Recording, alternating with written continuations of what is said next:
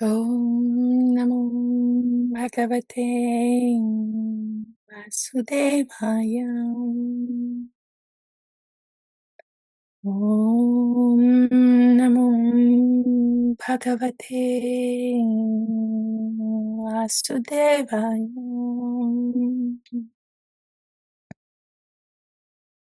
Om Namo Bhagavate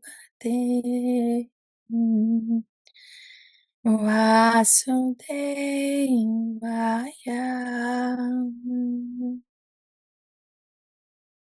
Śrī Bhagavān uvāca Kim punar brāhmaṇāḥ puṇyā bhaktā rājarṣayas tathā anityam asukhaṁ lokam imaṁ prāpya bhajasva maṁ. Śrīmad Bhagavad Gita 9.33 9.33 Kim punar brāhmaṇāḥ puṇyā bhaktā rājarṣayas tathā anityam asukhaṁ lokam imaṁ prāpya bhajasva maṁ.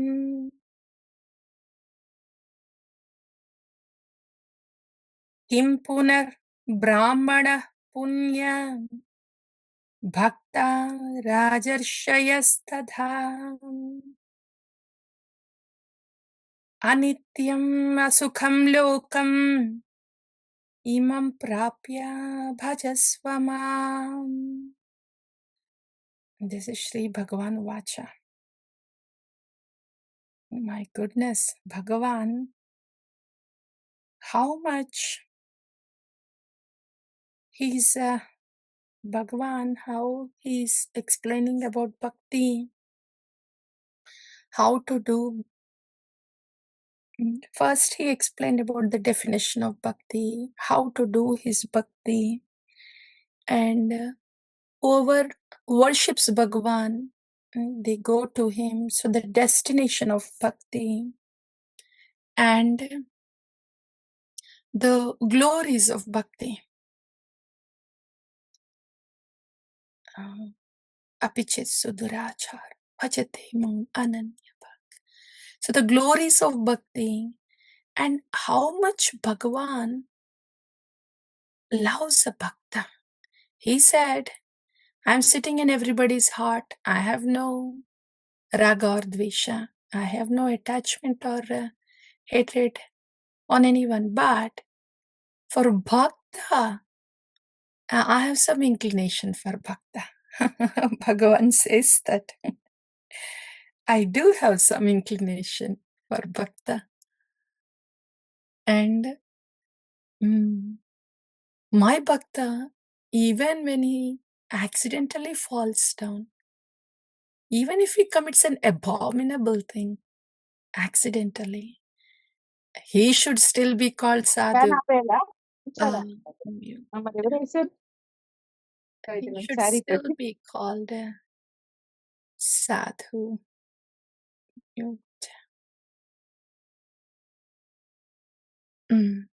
He should still be called sadhu. So, Bhagavan is saying, my bhakta should always be seen as sadhu, even if he commits an abominable reaction. Why? Because he is still constantly bhajate imaṁ ananya bhak. Though he commits an abominable thing accidentally, because he's burning in the fire of repentance, he should be called a sadhu. It means Bhagavan's love for bhakta, that he should still be called as sadhu. Bhakta should still be called as sadhu. And the potency of bhakti, that even though an abominable thing is committed by a devotee, however abominable it might be, it can be that aparadha tendency, sinful tendency, that aparadha tendency can be burnt, burnt in the fire of repentance of bhakti. That's the potency of bhakti. So that potency of bhakti and Bhagavan's love for bhaktā,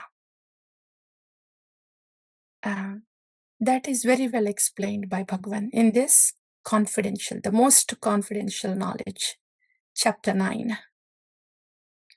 And after that, Bhagavan explained that however abominable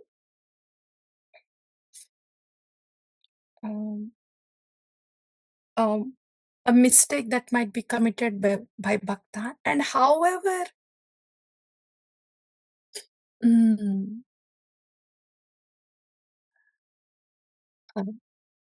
lower modes that one might be stuck in, even if it is three shudra, vaishya, and means even if the soul is stuck with the lowest modes of tamoguna or rajoguna, even then the bhakti is very potent that they can bring them to the lotus feet of Bhagavan. Then now Bhagavan is saying, if bhakti is so potent that it can bring those souls, even those souls that are stuck in the lowest modes of tamoguna and rajoguna with great bodily attachment. See, Strī, a woman, here Bhagavan said, one who is born, one who has a sinful birth. And Bhagavan says that sinful birth, like Strī, women, Shudra or Vaishya. So, Shudra and Vaishya, we know that they're predominantly those souls that are predominantly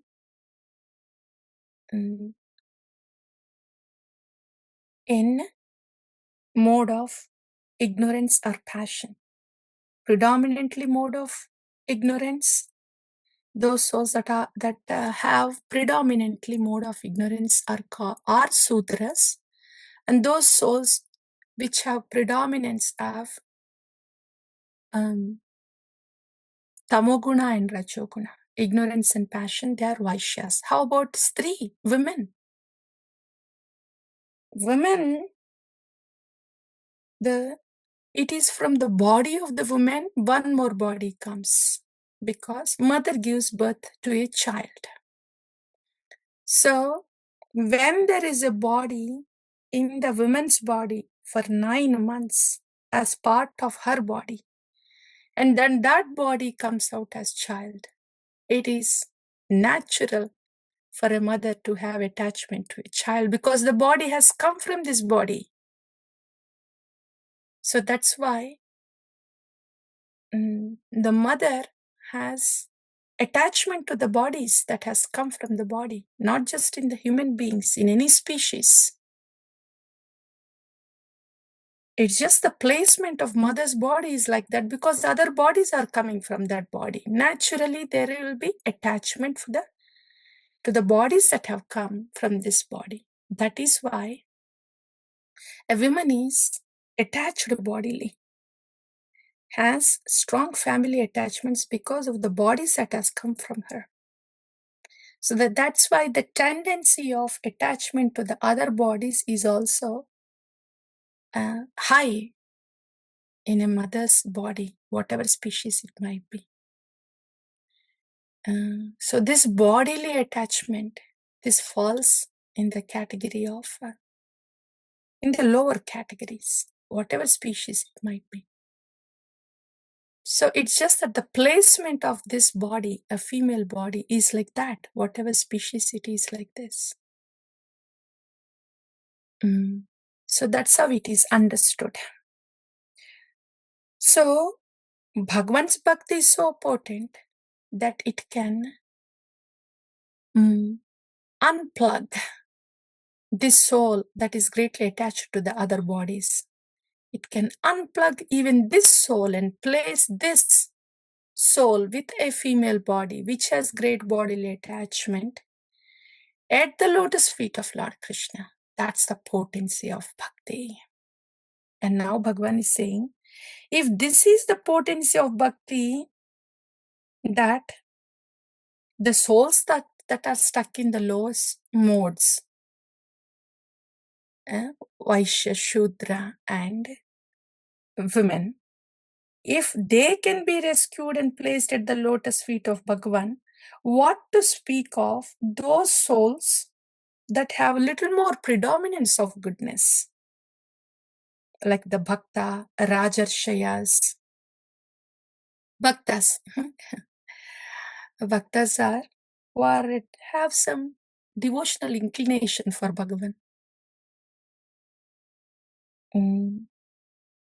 They already have some devotional inclination for Bhagavan. Means those souls that have less of lower modes and already has very thin cloud of modes, has inclination for to be a devotee. Those are bhaktas. And rājarṣayas,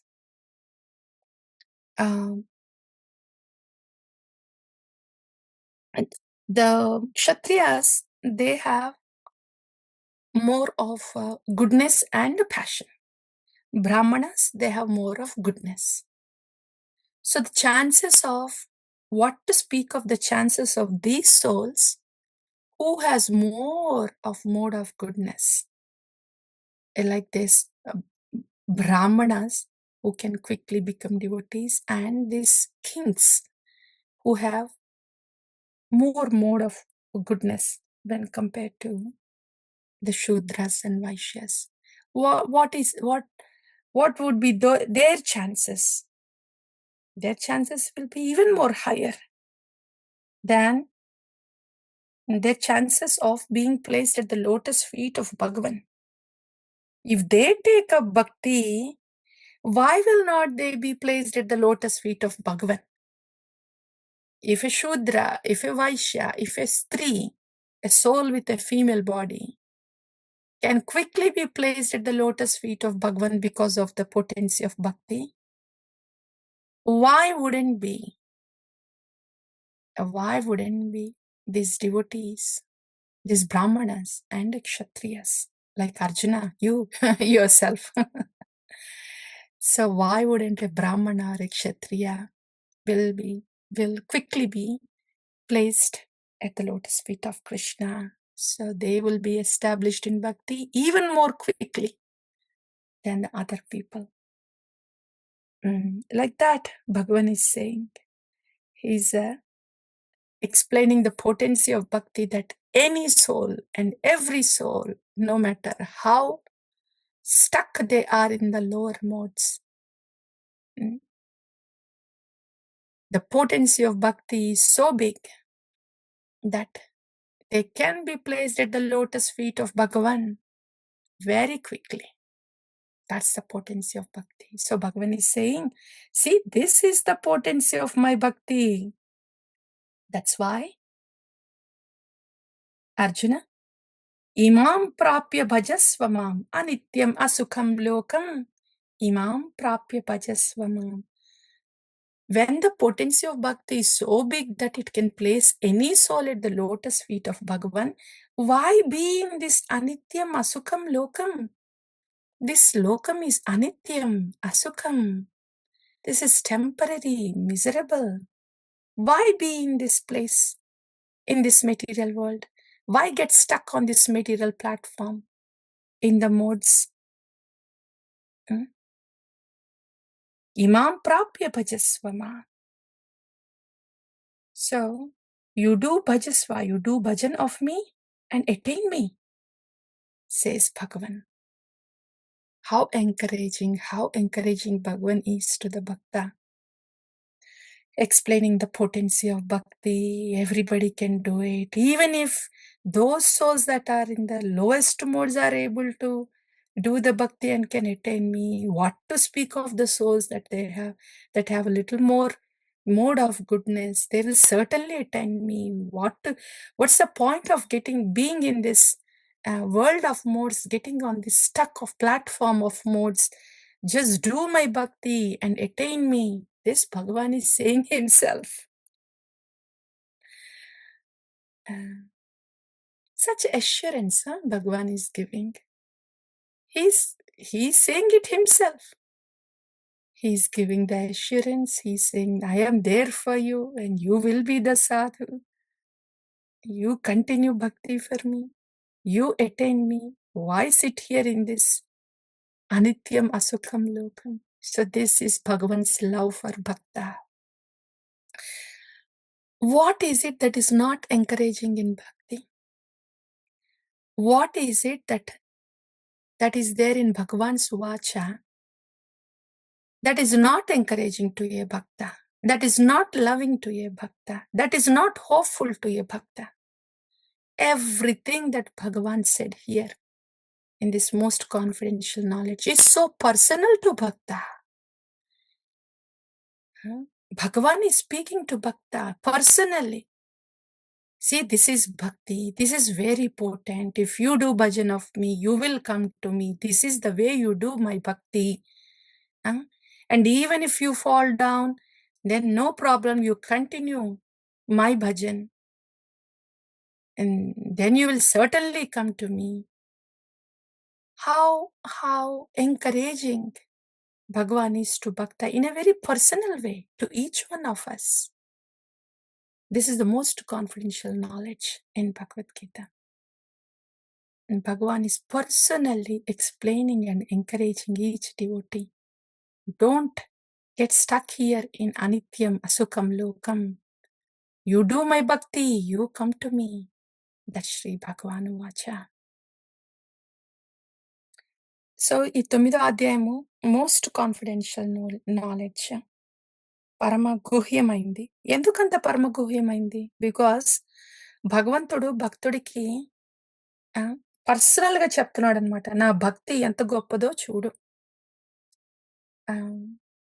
పరదేవతా భక్తి చేస్తే వాళ్ళ దగ్గరికి వెళ్తారు, నా భక్తి చేస్తే నా దగ్గరకు వస్తారు. నా భక్తి చేసే విధానం ఇది, పత్రం పుష్పం ఫలం తోయం. ఇట్లా సింపుల్ గా చెయ్యొచ్చు నా భక్తిని.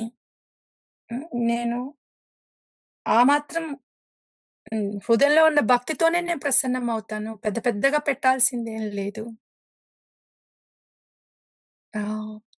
నా భక్తి చేసే భక్తుడు యాక్సిడెంటల్ గా అనుకోకుండా పెద్ద తప్పిదం చేసినా కూడా, అయ్యో నేను తప్పిదం చేశాను స్వామి అని కుమిలిపోతే హృదయంలో, ఆ పశ్చాత్తాపమే ఆ భక్తుడికి పునీతం చేసేస్తుంది హృదయంలో. ఇంకేవి చేయాల్సిన అవసరం లేదు. భక్తికి అంత శక్తి ఉంది.